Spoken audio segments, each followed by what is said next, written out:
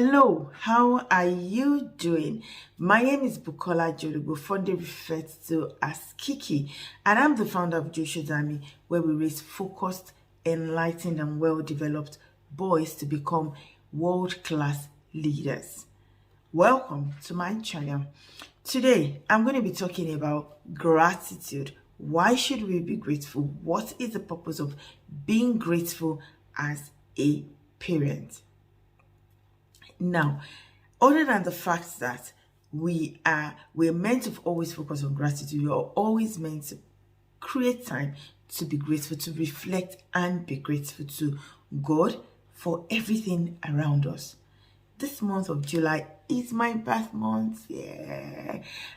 And it's also the month where Joshua's Army started. On the 1st of July 2016, we launched Joshua's Army.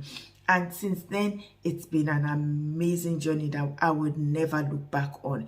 And so I thought, what better month to be is there for us to reflect and think about God's goodness upon our lives other than the month of July. And so let's go straight into it. Gratitude. What is gratitude? Why should we be grateful to God? Why should we always make time out to be grateful? Now, because being grateful is actually very good. I'm sure we all know that.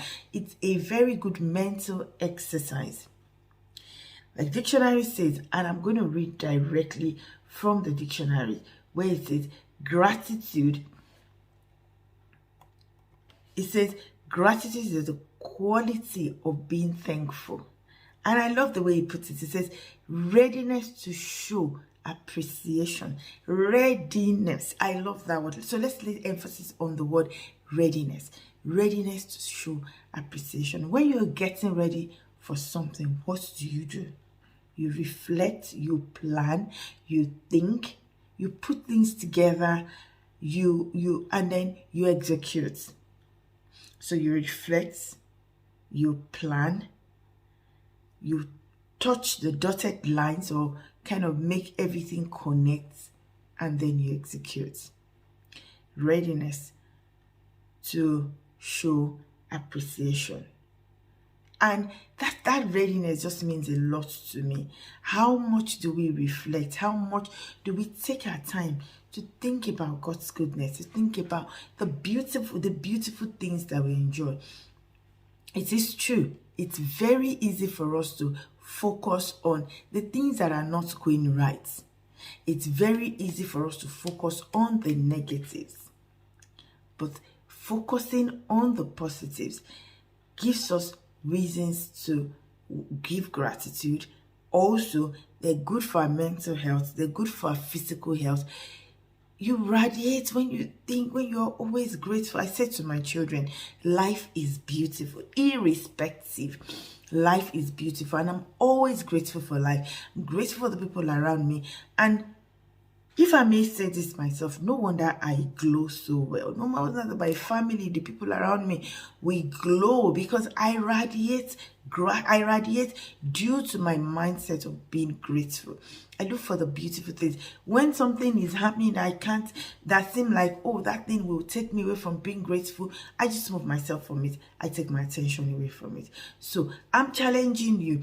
What are those things you want to be grateful for? People say journal. So you can journal the things you're grateful for. I know one of my friends, I call her Grateful Mama. She actually had a journal. She wrote a journal on great gratitude.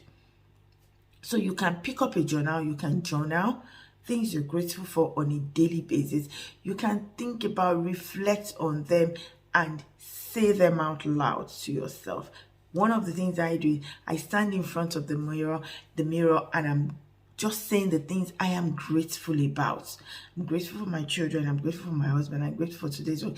I reflect on the way the job has gone, and I focus on the things I'm grateful for. The things that probably are not so nice, that I laugh over them, and I just say thank you, God, for those things and what I can learn from them. I play. I focus on the beauty of life, because you know what? Life is beautiful. Now, talking about being grateful, for those of us with teenage children, are those moments where we're thinking, oh God, this boy, this child. I remember something that happened so many years ago when I was a teenage girl. My siblings, they went to church, and while they were coming back from church, I think they were in the, I was in the youth group, they were in the group below the youth group, so they call them the agape force. So if you're still a teenager, teenagers are agapes. So when you're 18 and above, you're migrated into the youth group. And so they were teenagers at that time, or they were in agape force at that time. And so they all went out.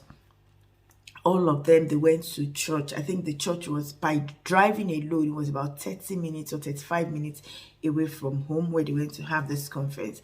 And while they were there, I think about 15 of them from our estate, instead of taking the public transport back home, they decided to walk. Imagine a 30 minutes drive or 35 minutes drive through the motorway, then not even through the country road, and through the motorway. If through the town and everything, it would have been longer. But so they now decided to walk, and walking home, I think it was about 2 hours. So they finished about 10:30 and then walked home. So that means they weren't getting home until about 1 a.m. And then when they got to the estate, there were two of my siblings amongst them. When they got to the estate, instead of everybody going to their houses, if you're a pair, you're made to go and drop somebody who is single. So they were all taking themselves home before the pair ones or the paired siblings can now go home together. So mine didn't get home until past 1. My dad was furious. He was angry. And then when they got through the door, they said, my dad was like, why are you just coming home? What's wrong with you, these children? My dad was so angry. And you know what my younger sister said?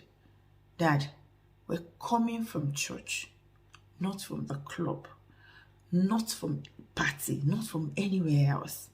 You should be grateful, because if we were coming from the club or from a party, you won't have the confidence to yell at us like this, because we would be bad children. If we're coming from somewhere else, I'm not saying children who go to club, my children go to club. I'm not saying children who go to club, but you know what she was trying to say is, Dad, look at the beauty of it. And that's what I try to do. That thing remained in me for some reason. Maybe God knows where He's taking me to as a parent, and it remained in me. And that's what I'm saying to you. Think about the bright side. His room is untidy. Yes, his room is untidy, but the beauty is he's got clothes to put on. He's not walking out naked. That's why he has clothes on the floor. The kitchen is messy. That means I am not forcing my child to eat. So he's eating well, and that's why there are plates in the sink. I am not saying, oh, dishes in the sink. I'm not saying now we shouldn't teach them. But remember, we're talking about gratitude. What are you grateful for about your son? I am grateful that I've got 2 boys, 2 amazing boys I call my sons, my children. I'm grateful they're taller than I am. I'm grateful they're big, so I call them my giants. I was looking at your oldest son yesterday, and I said, see, you need to stop going to this gym. This your body mass is becoming scary. I'm grateful they're focused on the things they want for themselves. I'm grateful that, you know, they are peaceful. They make the home bubbling. One day my older son said to me, I can't remember what I said, Mom, you know, we make your life interesting. I'm grateful they're there to make my life interesting. Leave the things that seem not to be what you want them to be for now. And let's look at the things that are the way they should be. And let's be grateful for that. I hope this is helpful. I am grateful for you. I'll see you next week on Parenting Teenage Boys with Kiki. I am yours, and I love you to bits. My love to that boy in your home.